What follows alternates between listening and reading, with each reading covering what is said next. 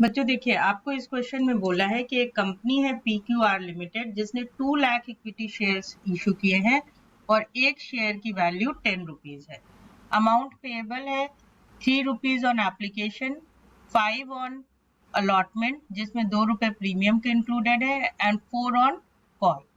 All these shares were subscribed. Money due on all shares were fully received except Mr. J holding 5,000 shares who failed to pay the allotment and call money. Mr. J ने allotment भी नहीं दिया, call money भी नहीं दिया. And Mr. K holding 10,000 shares failed to pay the call money. All these 15,000 shares were forfeited and out of them 10,000 shares including whole of J. Including whole of J मतलब J के 5 ये जो 10,000 है जो shares री issue हुए, इसका split कैसे है? इसमें J के तो सारे शेयर है यानी 5,000 और जो K है उसके 10,000 में से सिर्फ 5,000 शेयर्स है। और कैसे इशू हुए हुए? डिस्काउंट ऑफ ₹1 पर शेयर, यानी जो री इशू प्राइस है दैट इज ₹9 पर शेयर। और हमें जर्नल एंट्रीज पास करनी है, बैलेंस शीट बनाना है और नोट्स टू अकाउंट बनाना है।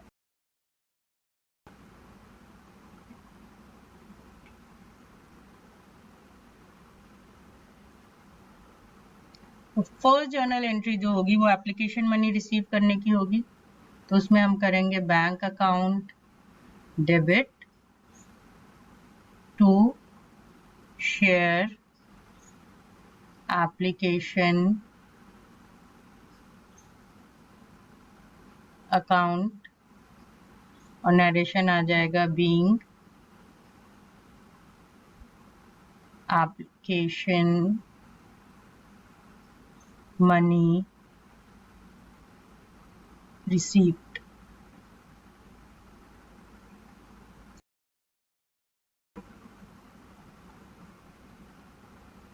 और अमाउंट आएगा यहाँ पे number of shares into application money, तो ये हो जाएगा 6 lakh.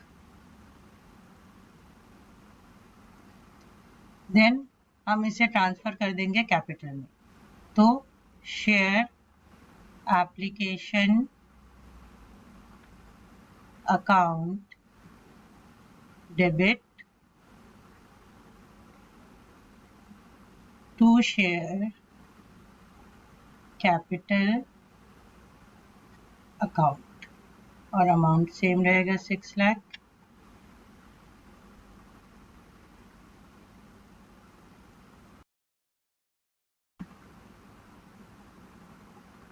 being transferred to share capital। इसके बाद फिर हम अलॉटमेंट ड्यू करेंगे, तो जब हम अलॉटमेंट ड्यू करेंगे तो हमारी एंट्री होगी शेयर अलॉटमेंट अकाउंट डेबिट, और ये डेबिट होगा 2 lakh multiplied by 5,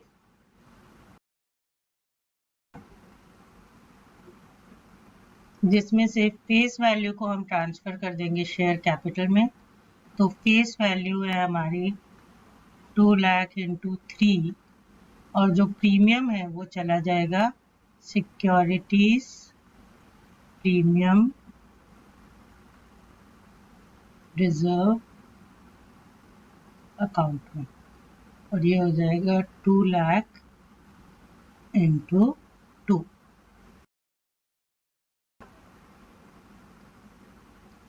being allotment money due, amount यहाँ आएगा 10 लाख, यहाँ 6 लाख और यहाँ 4 लाख। अब इसके बाद हम अलॉटमेंट मनी रिसीव करेंगे, तो अलॉटमेंट पे 5,000 शेयर्स का डिफॉल्ट है।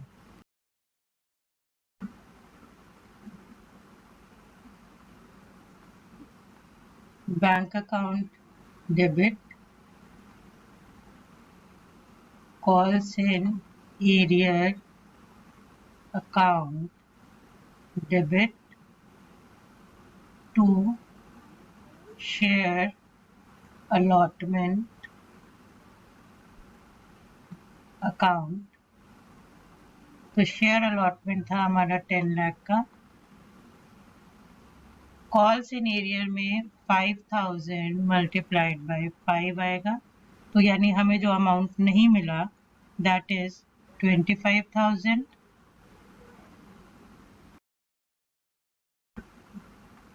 टू लाख में से 5,000 शेयर्स पे पैसा नहीं मिला, दैट मीन्स 1,95,000 पे मिला है एट रेट ऑफ 5 पर शेयर, तो ये हो गया 9,75,000।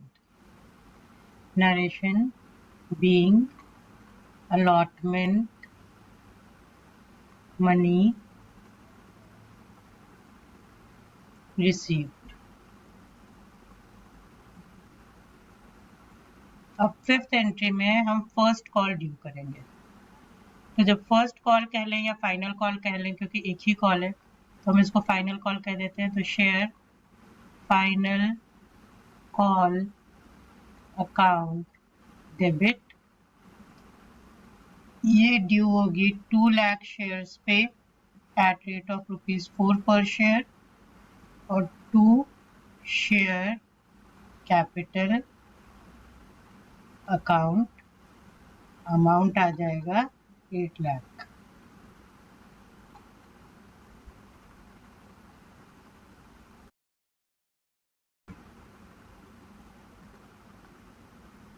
Being call money due. अब जब हम कॉल मनी को रिसीव करेंगे तो यहाँ पे फिर 10,000 शेयर्स पे और डिफॉल्ट है, के का भी डिफॉल्ट है, दैट मीन्स टोटल 15,000 शेयर्स पे पैसा नहीं आया है। तो बैंक अकाउंट जो डेबिट होगा, 2 लाख में से 15,000 शेयर्स पे पैसा नहीं आया, मतलब 1,85,000 पे आया, तो 1,85,000 into 4, calls in arrear account debit 15,000 multiplied by 4 to share final call account, narration आ जाएगा being final call money due। Amount हो जाएगा हमारा, बैंक में आ जाएगा 7,40,000, कॉल इन एरियर 60,000 और फर्स्ट कॉल 8 लाख। अब क्या करना है हमें, इन 15,000 शेयर्स को फोरफीट करना है।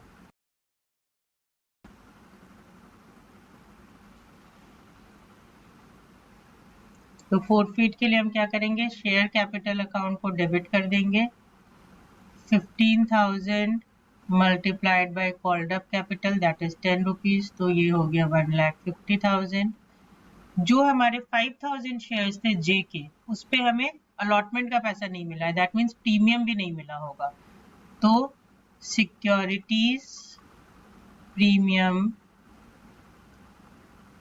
रिजर्व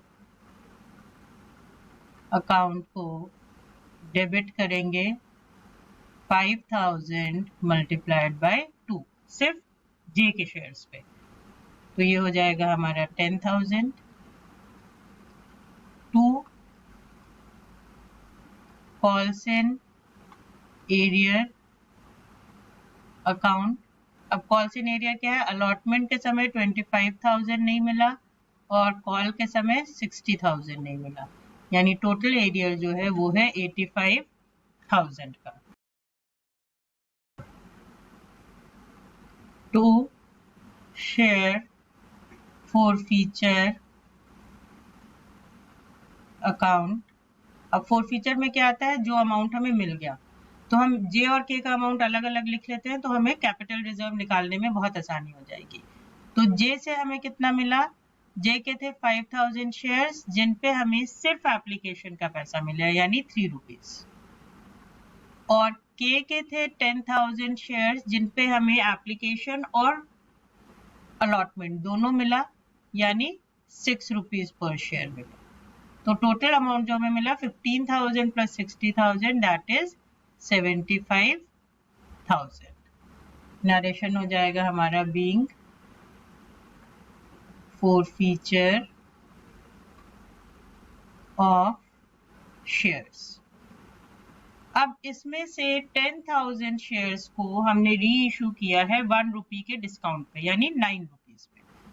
तो बैंक अकाउंट डेबिट होगा 10,000 multiplied by reissue price, share forfeiture account debit होगा जो री इशू पे डिस्काउंट है, यानी 10,000 multiplied by 1 to share capital account, ये पार वैल्यू से एंट्री होगी 10,000 मल्टीप्लाइड बाय 10, तो ये हो गया हमारा 90,000, ये हो गया 10,000 और ये हो गया 1 लाख। अब हमें शेयर फॉरफीचर के बैलेंस को ट्रांसफर करना है कैपिटल रिजर्व में, और हमें बताया हुआ है कि जो 10,000 शेयर्स री इशू हुए हैं उसमें जे के सारे शेयर्स हैं, यानी जे का पूरे 500 शेयर्स री इशू गए। हम यहाँ पे थोड़ा सा एक वर्किंग नोट टाइप का बना लेते हैं कि जे के हैं 5,000 शेयर्स। अब क्रेडिट शेयर फॉरफीचर देखिए, जे का क्या था 3 रुपीज का, डेबिट शेयर फॉरफीचर कितना है 1 का, तो दैट मीन्स जे के तो 10,000 जाएंगे कैपिटल रिजर्व में, के भी 5,000 शेयर्स री इशू हुए हैं, के का क्रेडिट शेयर फॉरफीचर है 6 रुपीज का, डेबिट फॉरफीचर है 1 रुपी का, दैट मीन्स 25,000। इसका मतलब 35,000 कहाँ चले जाएंगे कैपिटल रिजर्व में। तो पहले इसका नरेशन लिख लेते हैं, बीइंग री इशू ऑफ शेयर्स। तो 9th एंट्री में हम शेयर फॉरफीचर अकाउंट डेबिट करेंगे by 35,000 to capital reserve account, और ये भी डेबिट क्रेडिट हो जाएगा 35,000 से। नरेशन हो जाएगा हमारा being transfer to capital reserve.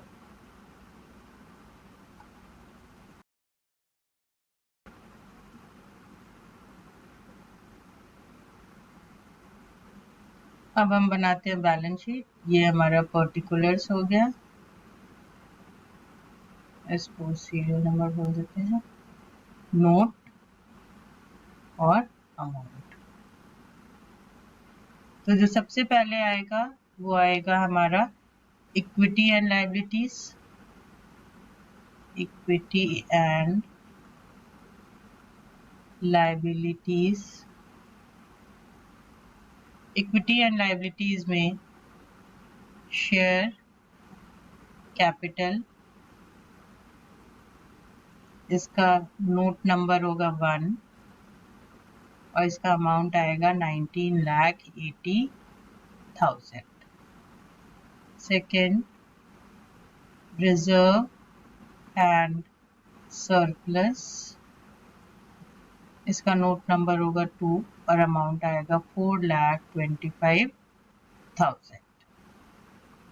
फिर इसका टोटल कर लेंगे, तो टोटल हो जाएगा हमारा 24,05,000।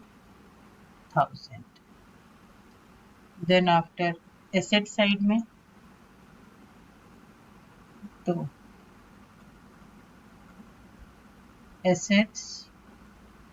एसेट्स में सबसे पहले current assets, and current assets में कैश and cash equivalents. इसके लिए वर्किंग नोट 3, अमाउंट होगा 24,05,000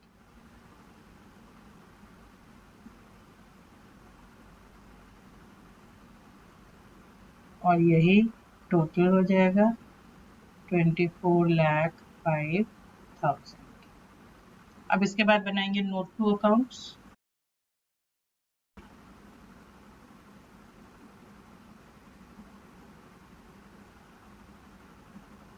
अब इसमें सबसे पहला जो बनना है वो बनना है शेयर कैपिटल के लिए।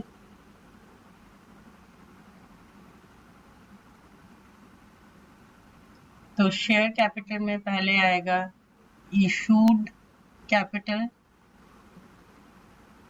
इशूड कैपिटल हो जाएगा 2 लाख, जितने हमने शेयर्स इशू किए मल्टीप्लाइड बाय जो पार वैल्यू थी, दैट इज 20 लाख। और ये यहीं क्लोज हो जाएगा। उसके बाद आएगा हमारा सब्सक्राइब्ड,